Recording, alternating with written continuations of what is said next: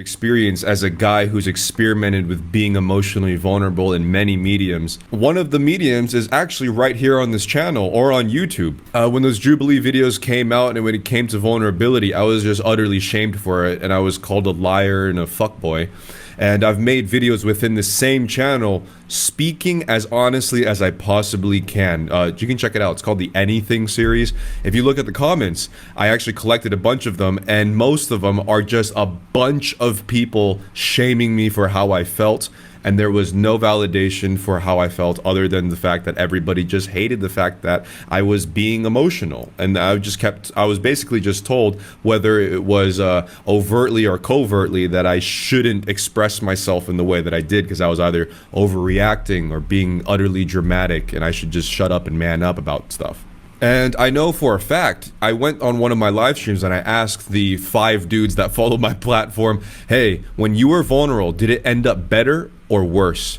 And I'm talking about almost 99% of the men on that live stream said it's always ended up worse. I have a bunch of male lurkers on this platform and they came out of the woodworks to say, Pierre, you're right. Anytime I've opened up or shared my feelings, it's just ended up worse. And that makes me think, we live in a society, and the society is not set up for true male vulnerability. No matter how many times I've heard from women say they appreciate a vulnerable man, an emotionally vulnerable man. In the same live stream, I've asked to all the women, do you appreciate a vulnerable man? They all say yes, I wish he was more vulnerable, and every time he is, and da da da da da. Turns out, an equal amount of men, if not more, said it's always ended up worse. So we have a disconnect with what's being said. We want the vulnerability, but why is it that 99% of the men that I've talked to agree that it's only ended up negative every time they opened up?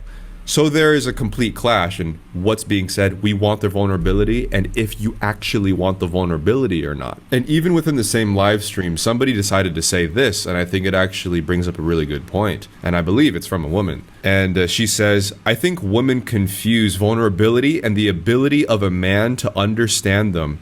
Those are totally different aspects of a person. And I really thought about it, and I think that's definitely true, because from what I have seen from my own experience or other stories of men being with their girlfriends or wives and stuff of that nature, vulnerability is only appreciated when it's about opening up about your emotions to your wife or girlfriend. When you express how you feel about her, vulnerability is generally a good thing.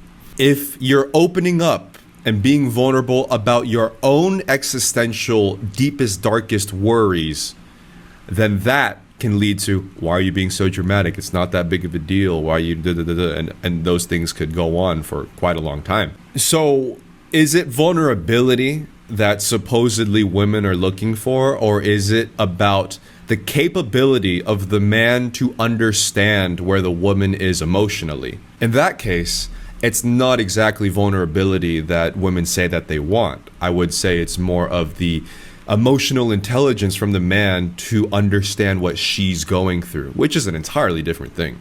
And so there's about 3 approaches that occur every time I'm open to my significant other who happens.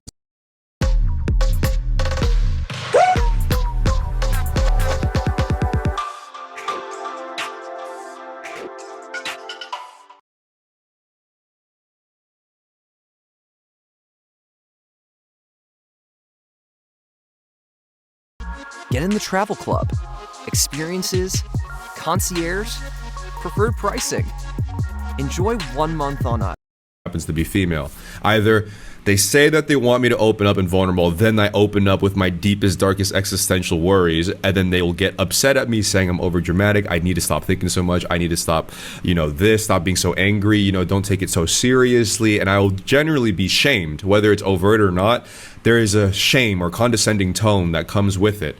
Number 2, it's just utterly terrible for attraction. Perhaps if you're in the friend zone or you're friends with the opposite gender or whatever, generally if you're going to be vulnerable in that situation, it doesn't build for attraction. So if that's what you want, stay away from the vulnerability. I'm sorry, that's just the truth. And number 3, if you end up in numerous toxic situations like I have, those deepest, darkest worries and secrets and emotional weak spots that you might have can be utterly used against you. You make her angry or she makes you angry, those deepest, darkest, emotional, vulnerable spots can be brought up again and say, that's why your lemons never loved you.